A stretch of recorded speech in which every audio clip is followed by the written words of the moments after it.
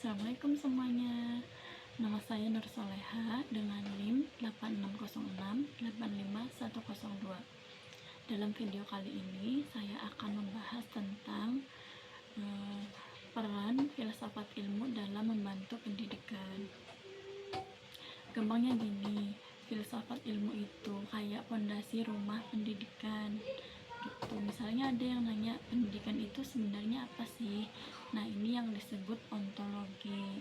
Biar kita nggak asal ngajar, tapi kita paham dulu hakikatnya gitu. Terus yang kedua, gimana cara kita tahu kalau ilmu pendidikan ini tuh benar? Nah, ini yang disebut epistemologi. Jadi pendidikan nggak boleh cuma modal katanya, tetapi harus ada risetnya seperti itu.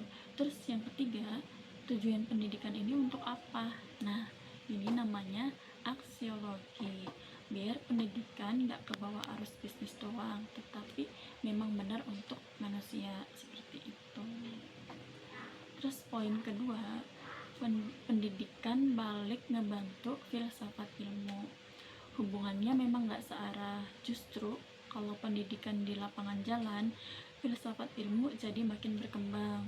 Contohnya, pas guru nemu cara baru bikin anak paham matematika. Nah, teman guru itu bisa jadi bahan kajian filsafat, bisa jadi bahan kajian filsafat ilmu supaya teorinya tidak kudet atau ketinggalan zaman. Jadi praktiknya membantu teori, terus teori membantu praktik gitu. Jadi kebalikannya, saling membantu gitu. Terus poin ketiga, filsafat ilmu itu kayak pisau bedah gitu. Kenapa bisa disebut pisau bedah? Karena bisa membedah masalah pendidikan sampai ke akar. Misal ribut-ribut soal kurikulum merdeka. Nah, kita bedah pakai 3 cara. Cara yang pertama, cara secara ontologi. Kurikulum ini beneran cocok nggak sih sama karakter anak Indonesia yang sekarang? Gitu.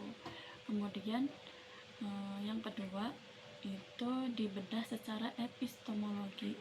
Nyusunnya pakai data ilmiah atau cuman ikut-ikutan negara lain tanpa ada ciri khas dari negara kita gitu. Misalnya kan kita kayak jadi ikut-ikutan seperti itu. Terus kita bedah pakai cara 3, yaitu secara aksiologi, yang berarti nilai yang dibawa memang untuk kebaikan bangsa atau cuman proyek dari pemerintah gitu. Kalau nggak dibedah pakai cara 3 ini, kemungkinan kan kita jadi ganti kurikulum setiap ganti menteri, seperti yang sekarang terjadi gitu kan. Setiap menterinya berubah, kurikulumnya juga berubah. Terus anak harus adaptasi lagi kalau kurikulum mengikuti kurikulum gitu. Jadi misalnya sebenarnya anak kelas ini sudah paham sebagian mengenai kurikulum kemarin, terus menterinya ganti, jadi mempelajari lagi dari awal kurikulum yang sekarang. Jadi sebenarnya anak ini kadang kalau dipikir tuh mungkin agak struggle untuk terus-terusan adaptasi saat menterinya ini berubah kayak gitu. Terus contoh nyatanya gimana? Contoh di dunia nyata kepakainya tuh banyak banget kalau filsafat ilmu sama ilmu pendidikan ini jadi satu gitu. Di kebijakan nih, pas pemerintah bikin asesmen nasional, filsafat ilmu dipakai untuk ngetes. Nah, ini alat ukurnya bener gak sih gitu. Terus di kelas misalnya guru juga pakai, misal mau ngajarin soal yang viral-viral di TikTok gitu. Sekarang kan udah zamannya teknologi gitu, jadi saling membantu dari yang viral nih apa untuk bisa dijadikan bahan ajar kayak gitu. Terus mikir dulu, walaupun viral dan rame, tapi kan kita bisa lihat secara nilainya bagus enggak untuk anak, seperti itu. Terus kalau di kurikulum, kenapa ada profil Pancasila? Ya, karena secara ontologi kita butuh sosok pelajar yang berkarakter. Jadi bukan cuma pinter, tapi pelajar ini berkarakter, seperti itu. Yang pada intinya filsafat ilmu itu kayak kompas, dan ilmu pendidikan itu kayak kapalnya.